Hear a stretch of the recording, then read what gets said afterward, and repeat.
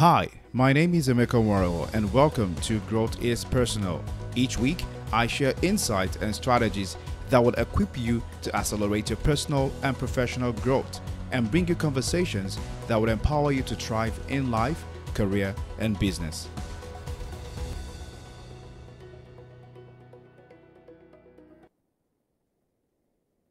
Okay, welcome once again to Grow This Personal podcast. Today, I have a very interesting and phenomenal guest. I always bring great guests to the show. So if you're watching on YouTube, you're going to be watching this episode on YouTube, make sure that you stay to the end. It's going to be an interesting conversation. Hit the subscribe button as well, and also leave your review after you listen to this or watch this episode. If you're listening on Apple or Spotify, be sure to also leave a rating, but also follow the podcast. Today, I have a guest. His name is Matthew Hogan. He was an ISP sales and support director, supported one of the most recognized tech companies, climbing the ladder and ready to get married. Then his relationship fell apart. His job no longer brought him satisfaction or fulfillment, and so he quit. And he said he would not stop until he figures out how to experience peace and satisfaction in his own life once again. He dove deep into personal work, determined to find his way, all while refusing to allow past traumas to stop him. One stop along the way, he was mentored by a former monk of 14 years. I mean, we've had a guest who also was mentored by a monk, so I'm kind of interested. I want to know what this monk told you or taught you. Okay, moving on.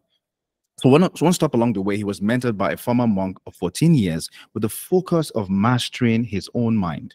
He continued to try everything under the sun to find his sense of living his greatest potential.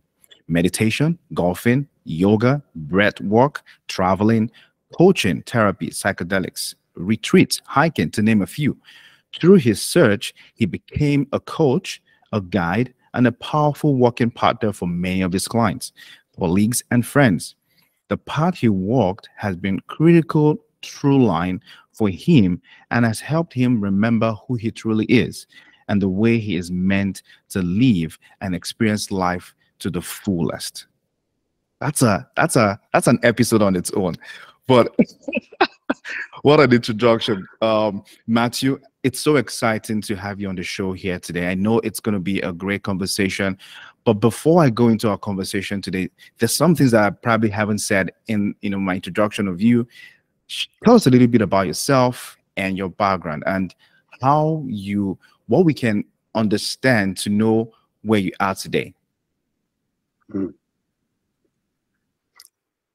The bio you just read really connects to where a part of my journey of connected to our topic today began, or was part of the journey, and that was 7 years ago. But really, when I look at the course of my life and what has been the greatest moments that sprung me to where I am today, and I'll fast forward to today, was in 2004. I was at a point in my life that it was scarier to be alive than to be dead. I had no vision of a life that could be positive, no vision of a life that could be enjoyable, no vision of a life where I experienced love, joy, happiness, anything. And it was really terrifying to feel alive. And so in 2004, I put a bullet in my head to take my own life, which is still there to this day. And during that time when I was recovering from an experience that I should, according to the doctors, I shouldn't have lived. And then they told me I would never walk again. I remember being in my wheelchair, crying my eyes out, recognizing a couple things that no matter how angry I was at the world at that time, no matter how many people I blamed for my problems, no matter how hard I was on me, and no matter how much I hated the world, I was still the one that put the gun to my head and pulled the trigger. I was still the one that put myself in the hospital. And I remember that night when I really connected to what it was to truly take ownership for my entire life. and to really say, this is my life. No one's going to live it for me. No one's going to rescue me. Mm. My life. I remember that it actually was one of the most empowering moments. And I felt like this fire flood through my body. Mm. And then, previously I had never thought that my life could be positive. But within that moment, when I really, truly knew that it was my life, all of a sudden I had a vision for a possible better future. And it was in that moment too that I heard what I call my soul talk to me and tell me, you are not meant to live this way. And that was referring to being in a wheelchair and being handicapped the rest of my life. And that fire and decision fueled me to relearn to walk again. That's a snippet of that experience. But you fast forward over nearly 20 years, and my whole life since that point has been about cultivating a life for myself that I can be proud of. A life that when I get to my final breath, when I'm about to die, I lived. I truly lived my life based on what feels uniquely resonant, aligned, and true for me. Not what everyone else wants me to live, not what society thinks I should be, but truly what is on my heart. Now, bringing it back to today, 18 years later, I have spent the past 18 years really knowing what it is to end the war within inside myself, the fighting, the fear, the shame, the guilt, the anxiety, everything that creates that inner turmoil that makes us afraid to step up and step out. Those things that make us afraid to speak our feelings, to feel our feelings, to say, I want this, or I will go after that, or to say, I love you, or to say, I can't be in this relationship anymore. All those different life scenarios that create inner turmoil, I have focused on creating that inner connection with myself that allows me to experience, like your last guest talked about, inner balance, inner peace, and ability to use that to create my life. And so today I find myself largely spending most of my days feeling happy, feeling joyful. And I continue to find the places inside myself where I can open my heart more, enjoy my life more, love more, be of greater support to the world in my career. And I continue to walk that each day. And I also continue to focus on, how can I be someone in the world that my own internal journey is in service to those in life around me? How do I bring that into the way I love my partner, Julia, and treat her like a beautiful queen that she is? How do I bring that into supporting my clients who are finding their own way to what it is to live their best life, their fullest life, so they're happy, so they're fulfilled? And so that's what my life is really about today, is continuing that inner path of cultivating what it is to live fully and then sharing that with others the best I'm able. Wow. Wow, that's a story that you have to sit down and really reflect, because not too many people have been through what you've been through and are here today. So that is a miracle in itself, but also to someone who probably is going through such situation right now, because I mean, some of our audience are in the 20s. I've seen the increase of the people in the 20s listening to the podcast. So someone who is 20 years, 22, 25, who's probably going through that whole phase of, what is my life? What is the meaning of my life? What's my life worth? Like, what am I here to do? Right. So that is an encouraging story to share, that there's still hope. Right. There's still hope. So I want us to talk about, one of the things you talk about a lot is radical responsibility, right? And how we are able to own our decisions and our present circumstances. So define to us, what does it mean to take radical responsibility, and how does that impact our personal growth? I'll tell it through a short story. In 2017, like in my bio when you introduced me, I was about to be married, and then my relationship fell apart, and my fiance left me. Hmm. And I remember the day she left, I was sitting on the kitchen floor crying, and I was crying because what I really had came to realize again was I played a major role in what had happened. Hmm. And what I could have done was spent all my time saying, well, she did do this, she didn't do that. She's got this problem or that problem. And yet what I knew in my heart was no matter what she did or didn't do, I played a major role in the events too. And for me, self-responsibility or radical responsibility is really letting go of trying to blame others for our Hmm. problems. So stop blaming other people for my problems. Hmm. Yes, there are people, there are systems, there are organizations that influence our lives. I get it. I don't deny it. I'm not blind to that. However, I'm not blind to how much power we truly have when we choose what we're willing to feel, what we're willing to allow in our life, and what we're willing to decide is right or wrong for us. And so in this example of my fiance leaving, I decided to focus on all the things that I did and all the things I didn't do that contributed to the downfall of the relationship. That I recognized how part of my responsibility that I needed to take radical responsibility for was all the ways that I suppressed myself, meaning I didn't speak up for myself. And if I did, it would happen after emotional would build up, and then I Hmm. would blow up on her. It would build, and then I'd lash out. Hmm. That's one example. The other thing I had to take responsibility for was there were still traumas from my past, shooting myself and things from my childhood that I had not fully processed and worked my way through. And that was actually creating a lot of damage in my career, my relationship, and to my health. I had to take responsibility for that. I had to take responsibility for all feelings are mine.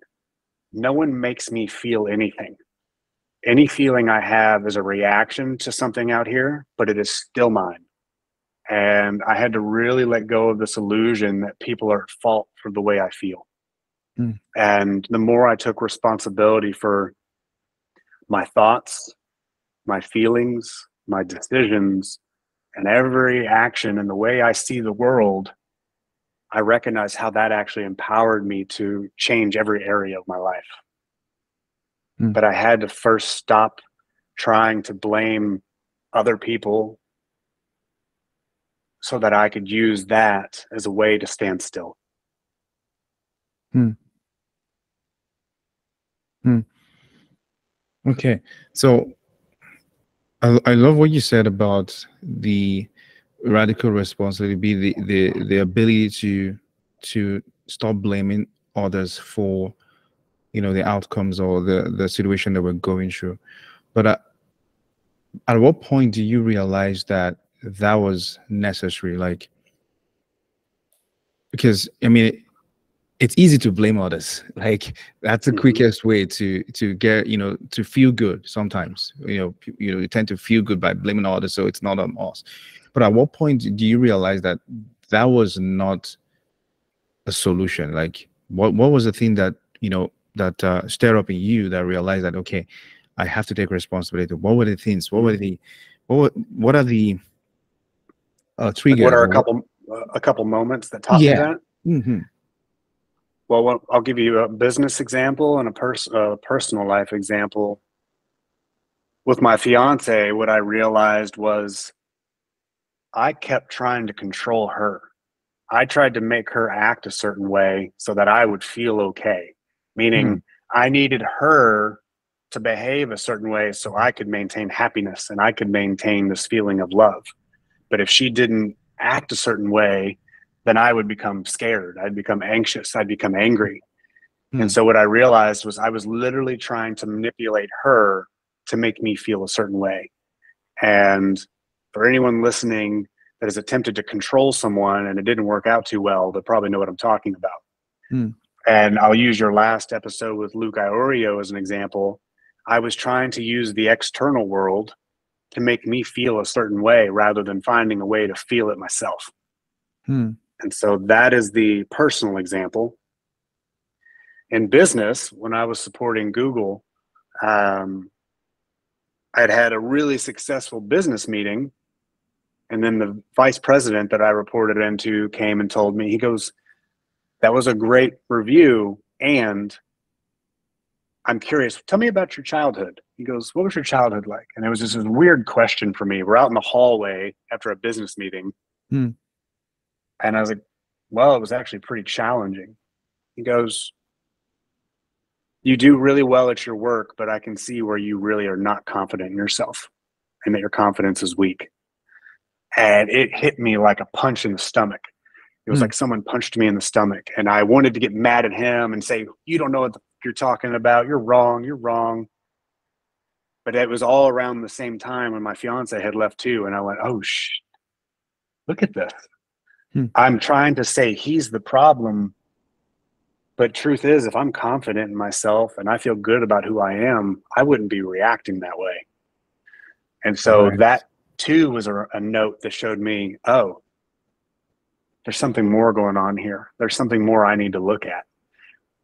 And that Hmm. was another moment to take responsibility for my feelings and my reactions and the way I show up, rather than trying to say, no, he just doesn't understand me. He doesn't know what he's talking about. He's wrong. Hmm. And so I later told him, I said, that was one of the most painful things I had ever had anyone say to me. I said, and yet it opened up so many new insights that empowered my life. And so I thanked him for that radical honesty. Hmm. Hmm. Okay. So you just said something now. So are you saying that radical honesty will lead to radical responsibility? It You know, can. right? Like, because what I mean is, oftentimes we don't want people to be honest. Like, we want people to say things the way we want them to say it. So that makes us feel comfortable, right? But Mm-hmm. that in itself, as much as it makes us feel good, it's not the solution to facing the real issues that we have to deal with, right? But when we have people that are radically honest and give us the right, say things how they should be, it helps us to, take rest. Even if it's hot, it hurts when they say that, but it helps us to wake. It gives like a wake up call to take responsibility. Mm-hmm. Is that something that is true? Like, is it true? Like, or is radical honesty too harsh to give someone a wake up call? Hmm. Because I've heard people say things like, there's sometimes that you shouldn't say some certain things. Say it in a different environment, or maybe wait for the person to cool off and then say something. Your honest opinion. But from that experience you had was spontaneous. Like, it wasn't Mm-hmm. he was going to wait for you to, after the presentation, to tell you another day, but he came right there and told you, was Yeah. radical honest right away. And that was like a wake up call to you. So can we say that it's okay to be radical honest to Let me help give us? give Yeah. me a scenario that you think our listeners would appreciate, and then let's use that as an answer. And I'll answer it that way, because there's variables to it, right? There's Right. timing is relevant, delivery is relevant, intention is relevant, and then the person receiving it is relevant. So I'm curious, can you think of a scenario that might be relatable to everyone listening today, or people listening today, that we might use for radical honesty and radical responsibility? I mean, let's look at the workplace, for example. You just had, I mean, almost like your scenario. So I finished a meeting with my boss, or my supervisor, director, whichever the title that is, and based on that conversation or that presentation, there were things that I did not do right. Like, there were areas of improvement that but I'm not aware of that. And now this person is telling me, or this, director or this leader is saying, hey, I think these are areas that we need you to improve on so that you can better, perform in your next presentation or so, right?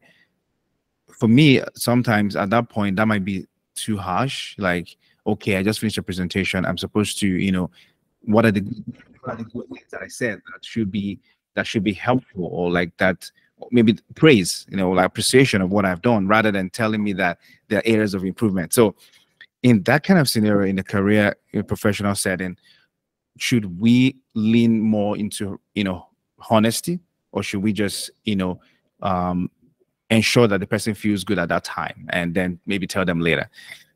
I know there's no right or wrong answer to this question, but I'm just curious to know which one is preferable, Well, I wouldn't say, I'm not going to start with one over the other, because that'll create this dichotomy that's not necessary. What I would begin to consider is, what happens when we're not honest? If I'm that manager and you genuinely are not doing your job well, and you also told me, hey, by the way, I'm imagine you're my boss, Emeka. You're my boss, and I've told you that I really aspire and am inspired to make it to this next position. I want to get promoted into this next role. Well, what happens if you're not honest with me about my performance? Well, I might feel good because you've prevented from telling me things that might make me feel a certain way. But could it also be what prevents you from getting that next role?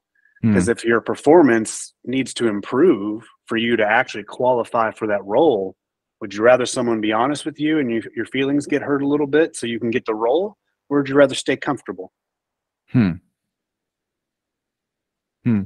mean, I will definitely want to get honest. I mean, it depends on the individual, right?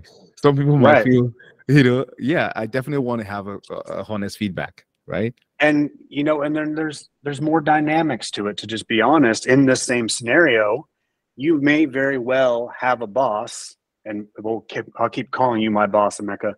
I may very well have a boss that doesn't genuinely care about me, because I know some people will like, well, my boss is just a jerk, or they don't care about me. That may be true. And then I have to ask, if that's true, if your boss is so terrible, why do you stay? And I just want to let people pause and consider that. I also asked people to consider, and this would be the same for me, I built a team from the ground up, from 4 people to 100 people. And so by the time I left, I was managing 100 people. And, these dynamics can be complex, but ultimately, one, you're choosing to work there. I recognize that there may not be other job opportunities or anything else, but it is still a choice to go to work. Right. It is still a choice to go to a company. Your boss may or may not have your best interest at heart. They may genuinely want to help you move up in the company. And so their feedback could be really valuable if you're willing to hear it. It could also be that they're don't have your best interest at heart. And then that becomes a decision for you of what they say is actually valuable. What can they teach you? As well as what are some things that you may need to say from a boundary standpoint, because radical honesty moves up the ladder too, not just down. Right. And so I'll give an example. When I was in corporate, increasingly with the digital age, it's easy to work ourselves too much. Yeah. It's easy to work 60, 70, 80 hours a week. And that was something that was happening for me when I was in corporate, because I loved my work. And so because I loved my work, I also noticed that people that I reported into would be like, hey, how about this, and this, and this, and this. And I got to a point where I had to bring radical honesty and responsibility and put in a boundary and say, hey, I love this work. I'm devoted to this work. And here's where I turn off for the night. Here is where my willingness to work past stops, meaning I work from this time to this time. And so that was me taking responsibility for my time, taking responsibility for my life, as well as taking responsibility for being honest. So we have to really look at what is radical honesty to us as well, and the value of being honest versus not.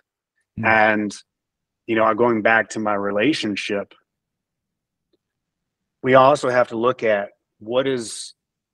when we are attempting to be honest, we're attempting to be responsible, what emotions are present.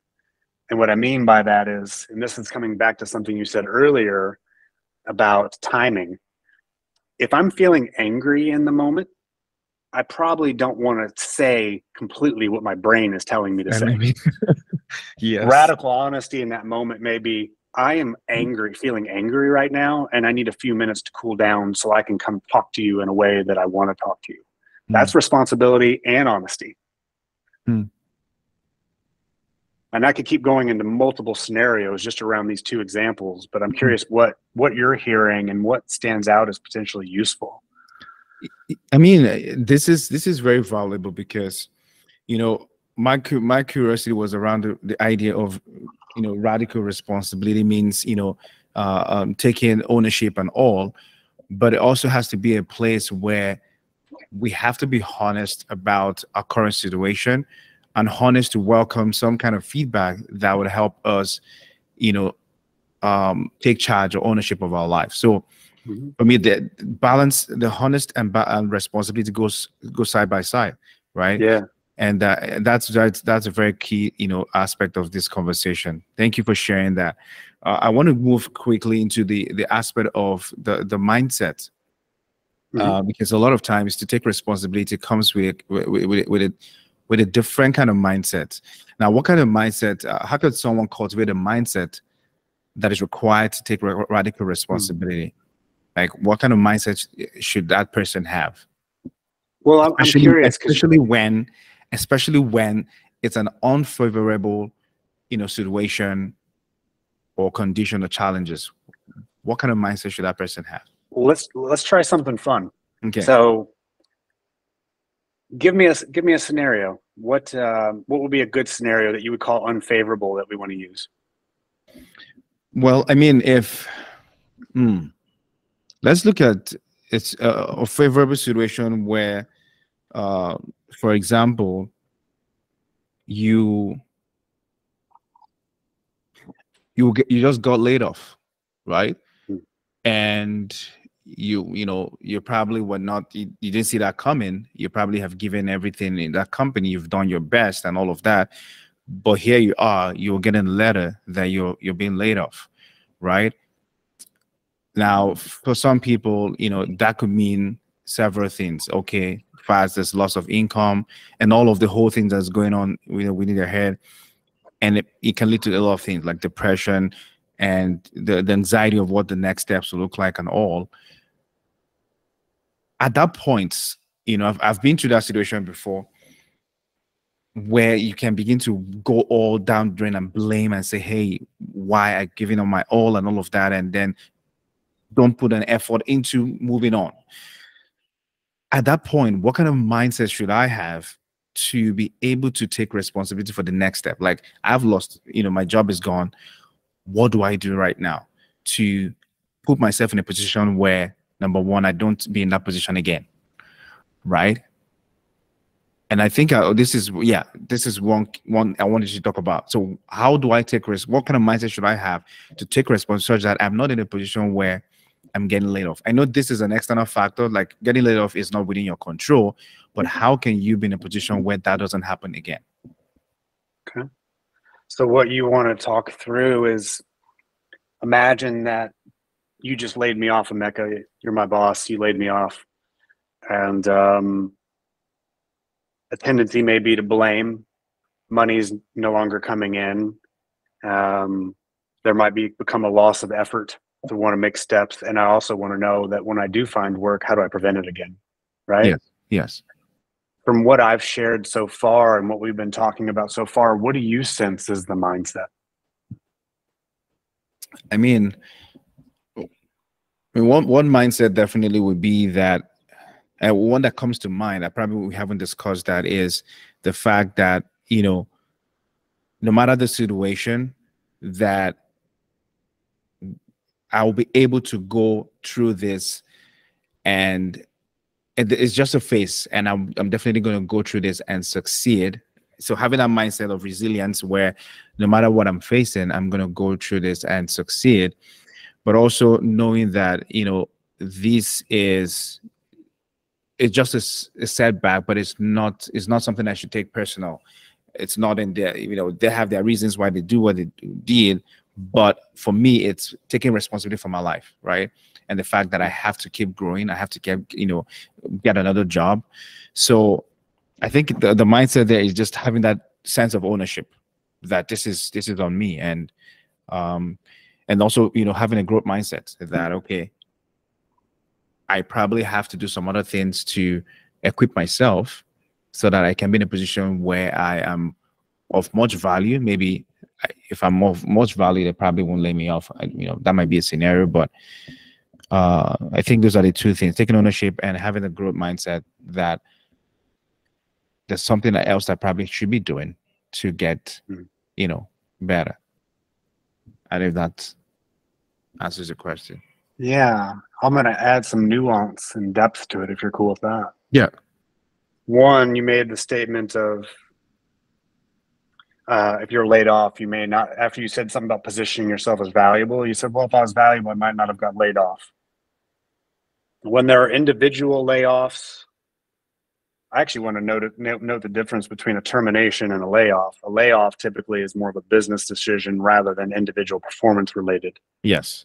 And so if someone's listening and has been laid off, I remember at one point in my career, I had to lay off a team of 12 that was spread around the country and around the US. And it was one of the most challenging things I ever did. I did because people depend on their work. Mm-hmm. And I wanted to note that if you've been laid off, though it may feel personal and that it may hurt, first off, like for example, that layoff, it was nothing to do with any of the performance of any of those individuals. It was a decision that was made for the business to change the model that required a whole new way of doing things. And so it had nothing to do with those individuals. So I want to acknowledge that for anyone that was laid off. Something else I want to acknowledge, when you said it's just a phase, you're right. And yet job loss, health scares, and losing a significant other, like a spouse, a husband, a wife, are three of the most challenging human experiences that we can have. They can create the biggest sense of grief, of fear, of powerlessness, anger.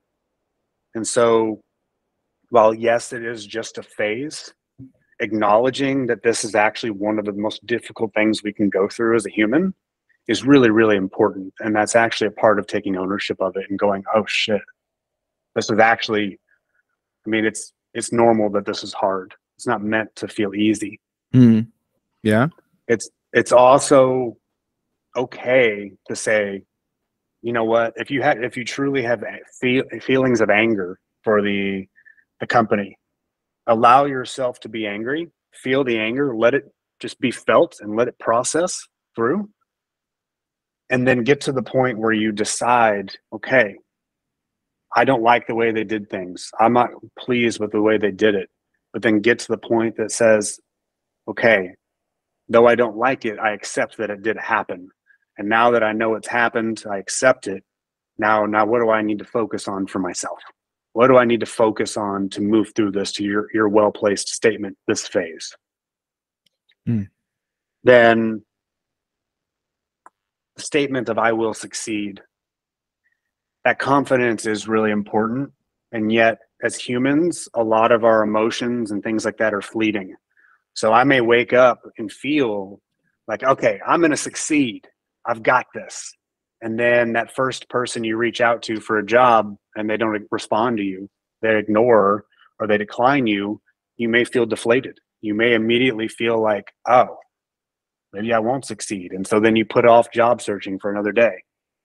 And so throughout this entire process, you've got to be mindful and aware of what feelings are coming up.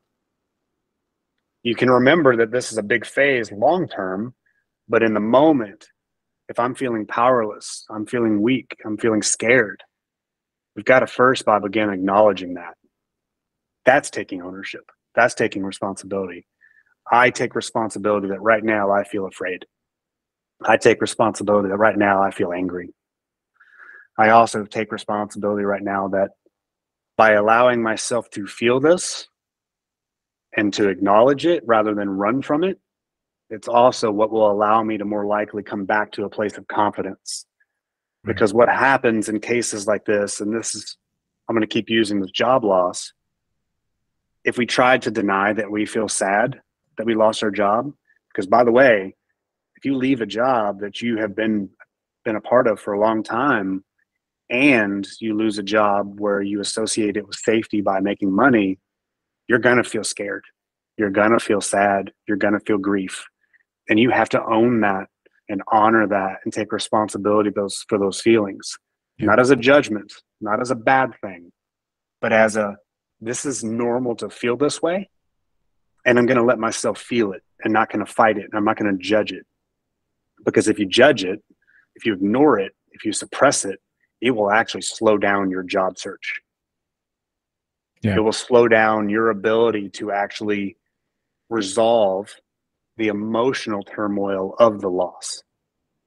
And so along the way, yes, you're taking actions. You're getting clear on what's the job you want to have. You're getting clear on what's the kind of work you want to do from here.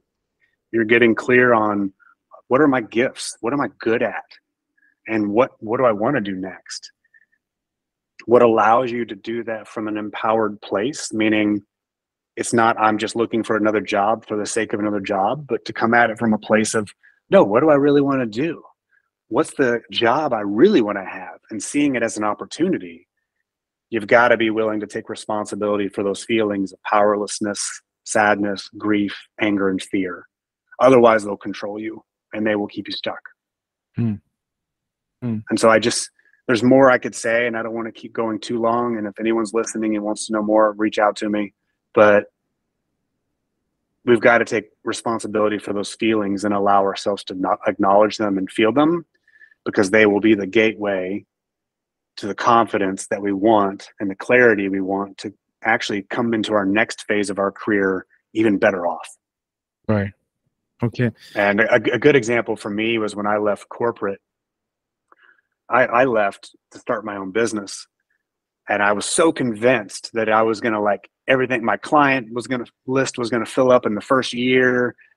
And like, I was just like, I was going to have this smooth transition where I was going to be making more money than I did in corporate within a year. I got to the end of my first year and I barely made any money. I had so much money going out and so fast. Those first couple of years were really, really challenging for me. But it is it was necessary for me to really take this deeper level of self-responsibility, this radical responsibility for my emotions, my feelings, my actions, and my decisions, and the way I see the world.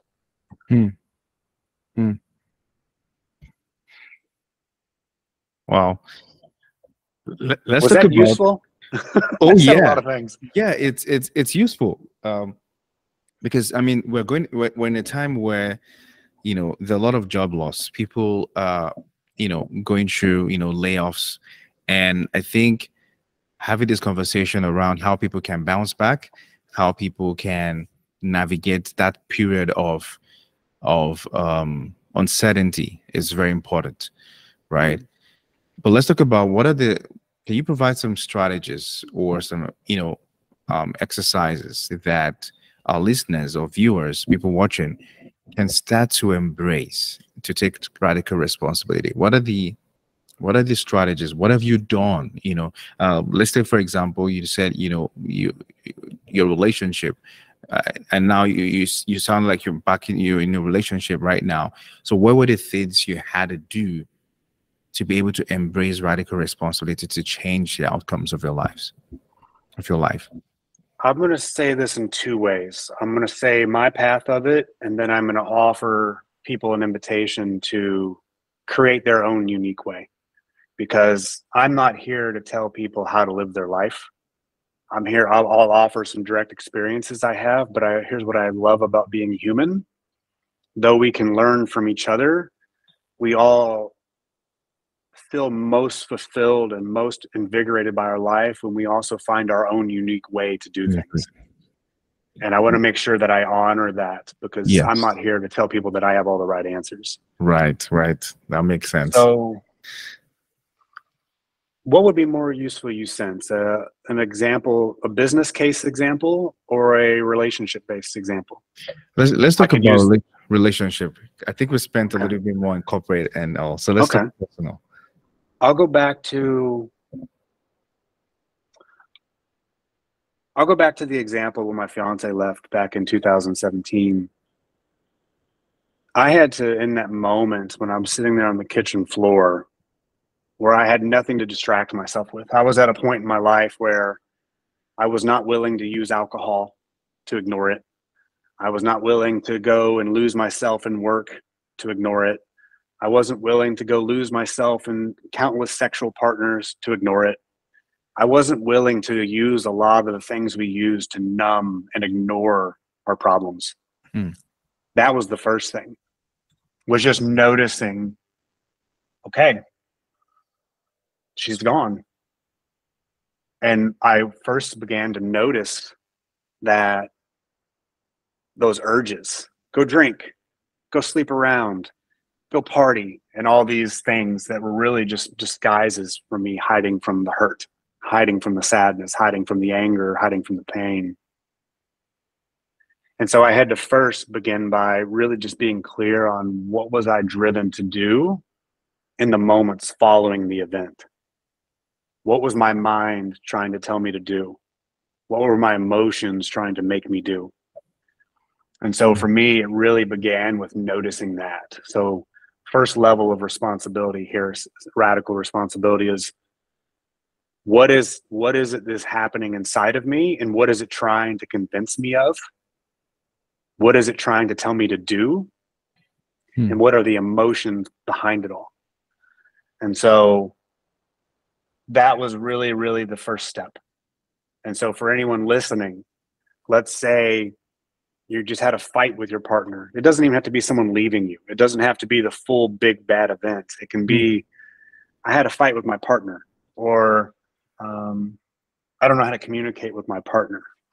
It can still start with this first step. What is your mind telling you to do? What are your emotions that are guiding it? And then what do you know to be true about yourself that you need to acknowledge here that may actually be keeping you from what you want and what you need? And so what we may say we want in that moment is, and I'll go back to my example, well, I want her to have not left me. I want her to come back in the door, and I want everything to be okay. But the reality was, that wasn't it. That wasn't the reality.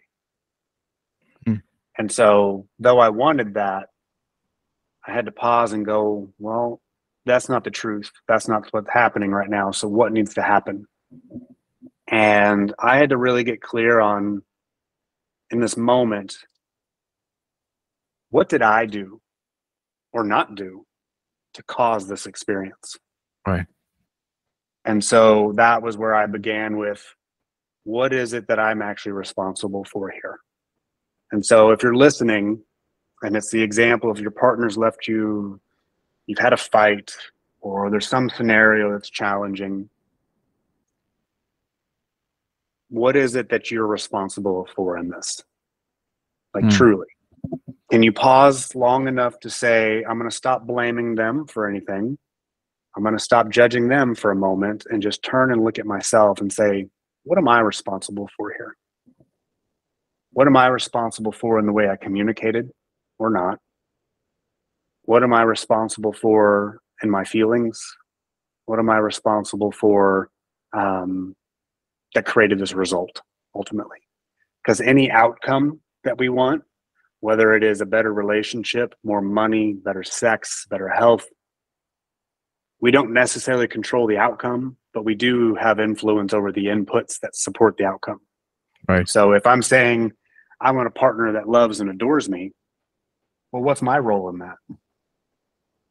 What's my responsibility? And so we have to be clear on that too. We have to be clear on what is it we want and what is our responsibility in creating that. And in my case, I had to first start with, well, what happened? And then what was my responsibility in creating that? And now that's happened and I'm clear on my responsibilities, what do I want? And so for me, with that example where she left, I first started with getting clear on my responsibilities for creating what happened. And then I asked myself, well, now that I know that, what do I want? Well, I want to be a man that loves his partner. I want to be a man that takes ownership for his life. And I also want her back. And so knowing what I was responsible for that created it opened the door for me to see what I wanted to create after it, from it. And then that gave me more clues as to what I had to do to create what I wanted. And so I would really, if I were to make all of that simple in a few questions, I would ask all the listeners to take one example in your life. A fight with a partner, or something you want in your relationship that's not there, and say, okay, here's what happened or is happening. What responsibility do I have in that? So question one, what is happening or what happened? Question number two, what is my responsibility and what is here today? Then step three, question three, what is it that I truly want? And then after you answer that, what is my responsibility and role in creating that? And then the final step, what is my next step to create that? So if you are listening and you just walk yourself through each of those questions, you can apply them in any area of your life, any moment of your life, and that will help you be clear on what is responsibility for yourself, responsibility for that scenario, and responsibility for what you want in your life at the same time. And here's the beautiful thing. I'm giving you a framework that you can use, but all the answers are uniquely yours. And that allows you to empower and really connect to that person inside of you that you know is there. That person that's powerful, that person that's confident, that person that's loving, that person that can really fulfill their own life. These are just guideposts to help you connect to that person, because it exists in you, and I know it does. Wow, looks like a keynote. Looks like you just delivered a keynote. Wow, that's powerful.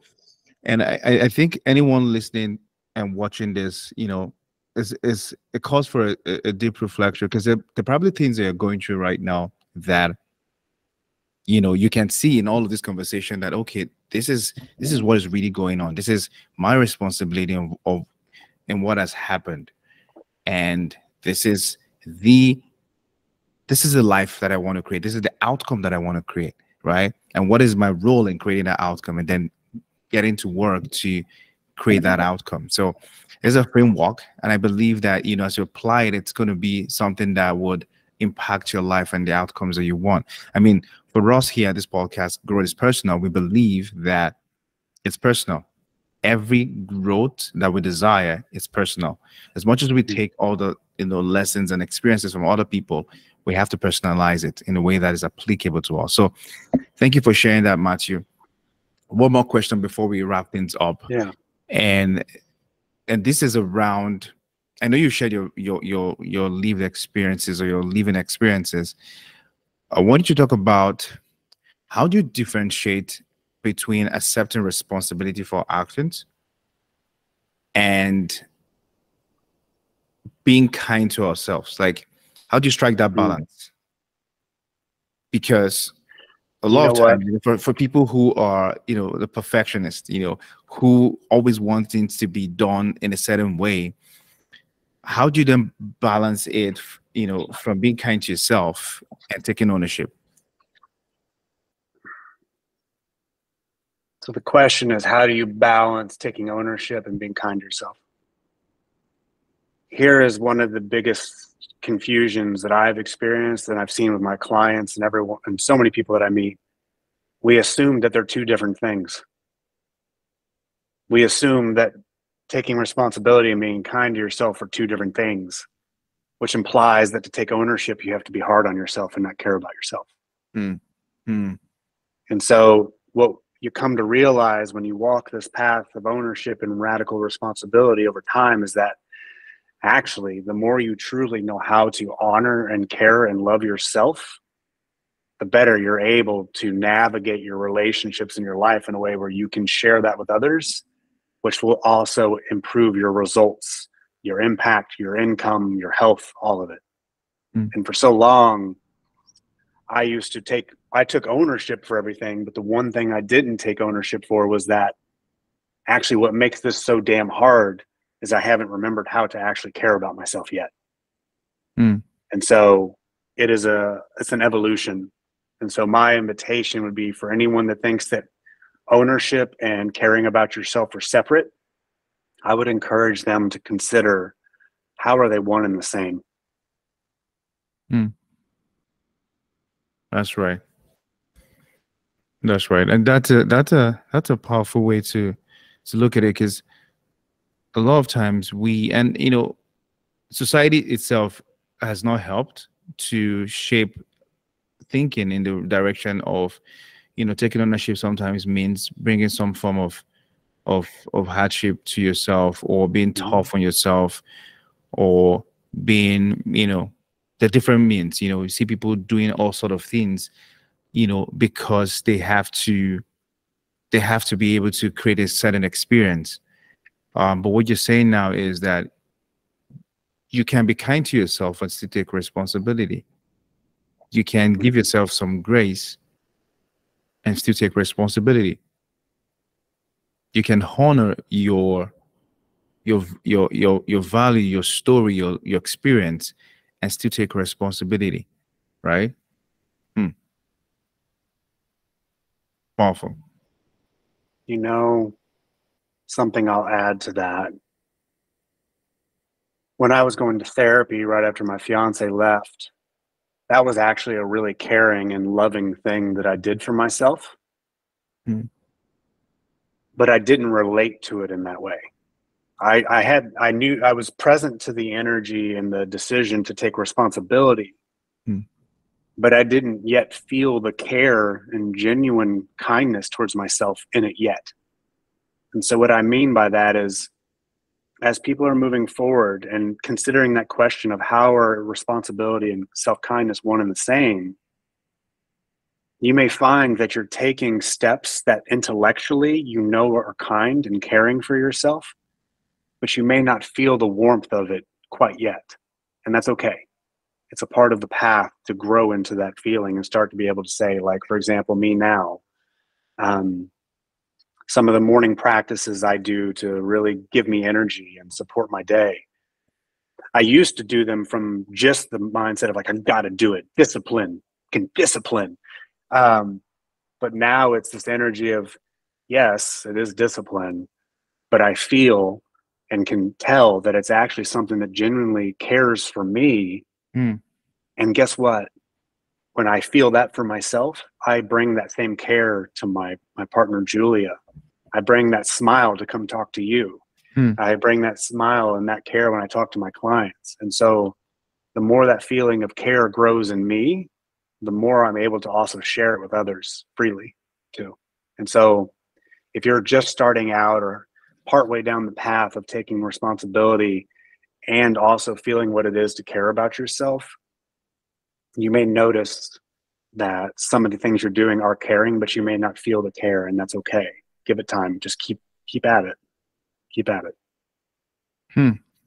What comes to mind, in all of this conversation is a different, almost like a layer, or we can say on the same pathway to radical responsibility, we can see radical honesty, but also we can see radical care, where we deeply, deeply care for ourselves, because if we don't, it'll be difficult to even do the same for someone else, right? So we can see that radical care leads to radical honesty that then brings about radical responsibility. So This is really an eye-opening conversation, to be honest, Uh, because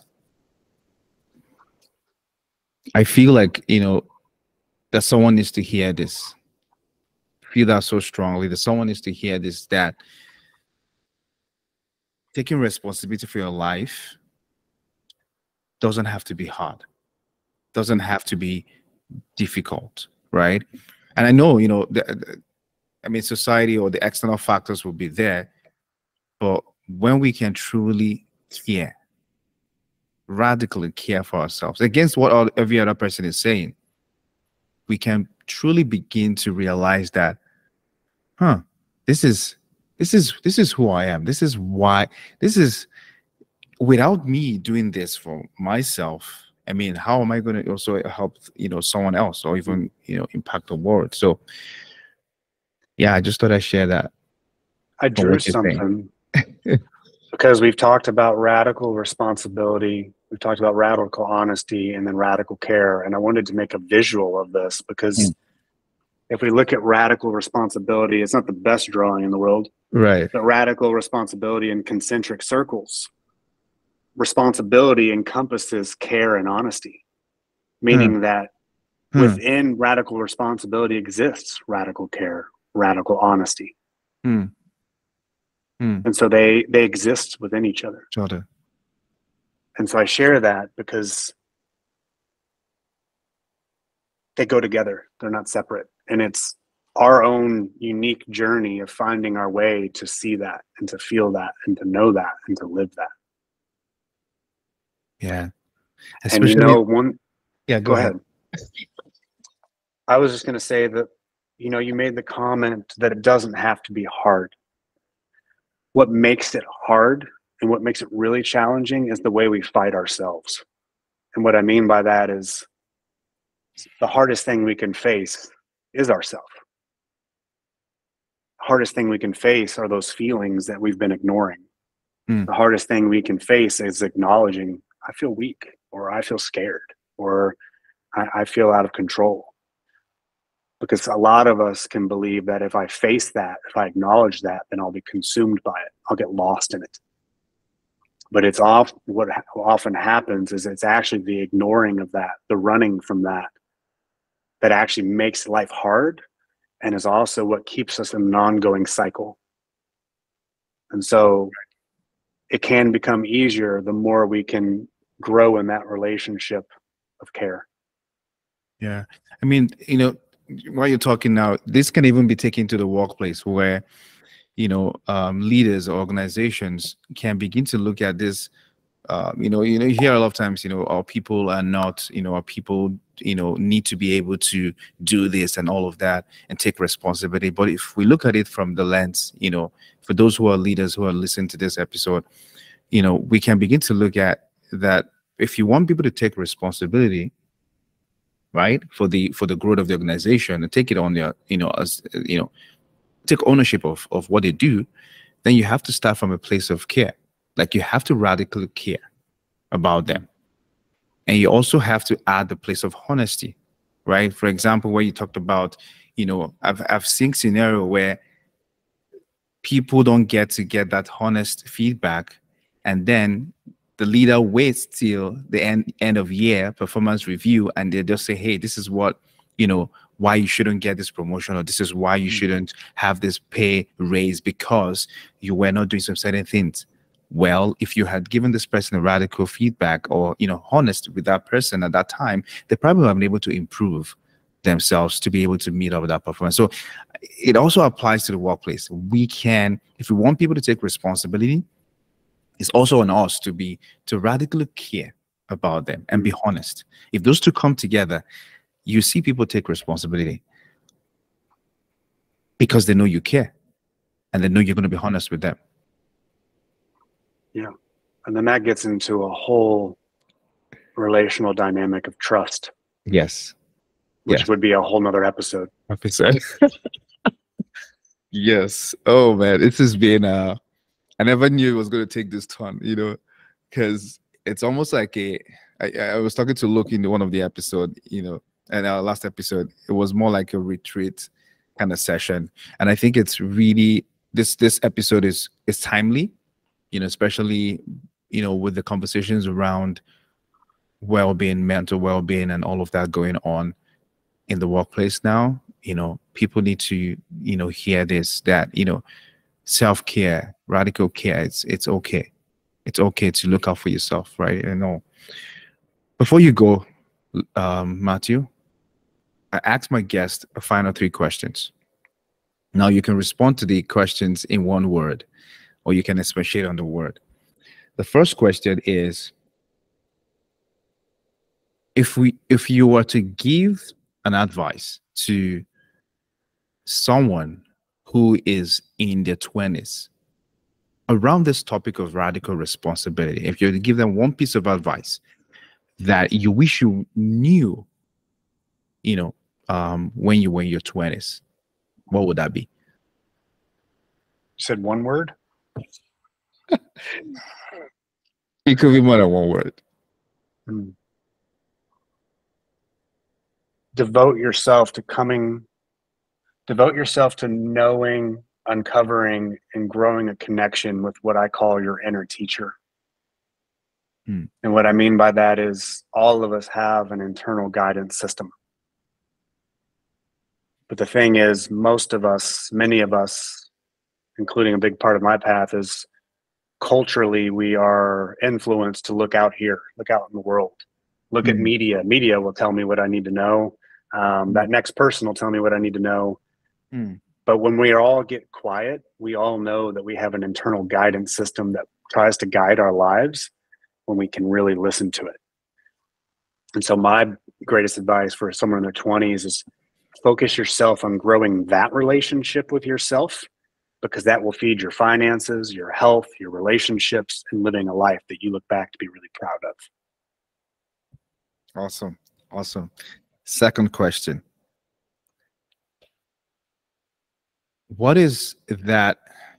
And this question is around, if you were to look at the advices that you've gotten, good and bad. Let's look at the bad advice. What is the worst advice that you've heard on this journey to, self-discovery and radical responsibility? What is the worst advice that you've received that shouldn't be, is not helpful? What is the worst advice you received? I don't want to make it like a blatant statement, but what I will say is that there's a lot of emphasis, especially in the coaching industry, on action, like taking steps, moving forward. I value that. You've got to take actions to make change in your life. What I see and have experienced a lot of times is that there's a blindness to the actions being taken. And so the worst advice I've received is just stay in action. And it's a very blanket statement. And I would shift it to stay in intentional action. Be conscious about your actions. Intentional action. Action without intention and clarity of intention is blindness. Like, why am I doing this? What is this really for? And then take it from that. Right. Last question. What is your favorite book of all time? Letting Go, The Pathway of Surrender by Dr. David Hawkins. Letting Go. The title of the book is Letting Go? And the author is Dr. David Hawkins. David Hawkins. Okay. His most well-known book is called Power versus Force. Wow, I haven't read that. I have to go look for it. Powerful. Send me your address. I'll send you a copy. For real? Yeah. I'll find. Okay. I don't know what delivers to you in Saskatchewan, but you tell me who delivers to you, and I'll order your copy. Oh, that would be so good. Thank you so much. But I want to recap the answers or the responses you gave for those who probably have missed it. The first response to the question was to discover your internal GPS, internal guidance system, right? Something that speaks sometimes very quietly and what you should do and how you should go. And I remember back in the days, school, that guidance system helped because there were things that were really, distracting. Some people like, oh, why are you doing things this way? But I knew that this is where my life should go. And it wasn't normal for other people to like, you're in school, you should have fun. But that's something we say, hey, maybe just read this book now. Maybe just spend time discovering yourself, right? So listen to that internal GPS is so important. The second response was intentional action, right? Not just action, action, action, but it has to be with intention. And that intention even has a connection to the internal GPS, right? So, and the last one is a letting go book. So, any final words, Matthew, before we wrap it up?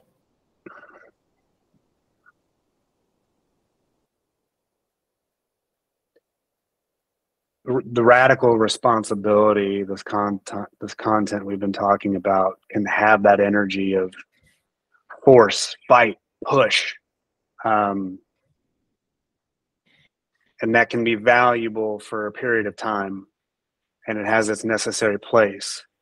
The invitation I have for people is to see that even if you are needing to really navigate some really hard, challenging life circumstances, that cultivating radical responsibility with the energy of what is radical care can really make all the difference. That can help you care for your health, that can help you care for your relationships and everything along the way. And so, though it can sound like heavy-handed, push, fight, push through, you can navigate some of those experiences as well, if not better, if you're able to find a way to relate to that lightly and have a more lighter experience of it while you do it. And that may sound conceptual, but I'll use an example. If you're in a challenging circumstance with your wife or your husband, bringing more fighting to the table when you're taking radical responsibility is only going to create more fighting. Right. And so I just want to be mindful that what we're putting in the world, we create more of. So if I'm taking radical responsibility and that involves me putting fight, aggressiveness, anger at people that don't necessarily need it. If someone's trying to attack you physically, I get it, that's different.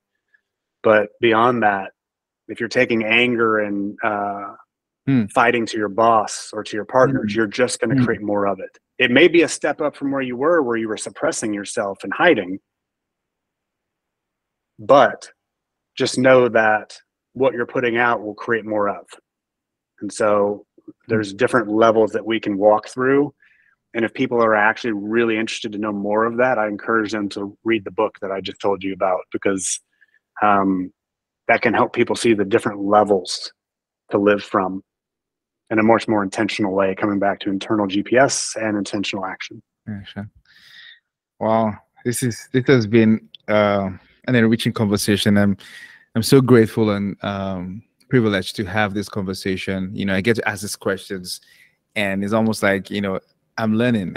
Someone's asked, "Why did you do this podcast?" I'm like, it might sound selfish, but I'm learning. I'm gleaning from wisdom from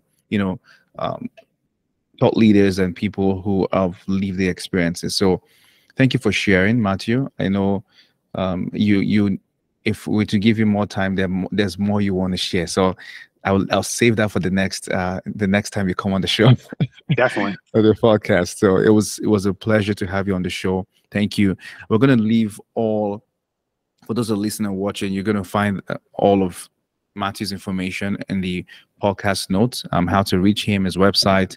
I know he's on Instagram. I don't know if you're on LinkedIn. Are you on LinkedIn? I am. Oh, yeah. Okay. I added you right before the show. Oh, okay. So I would definitely pick up the link, and you'll find all of that link on the podcast notes on YouTube or Spotify, wherever you listen to this podcast. You'll be able to connect with Matthew. Thank you so much, Matthew. Until we come your way in the next episode, remember, your growth is personal. No one is going to do your growing for you. No one is going to grow for you. Stay blessed, and bye for now.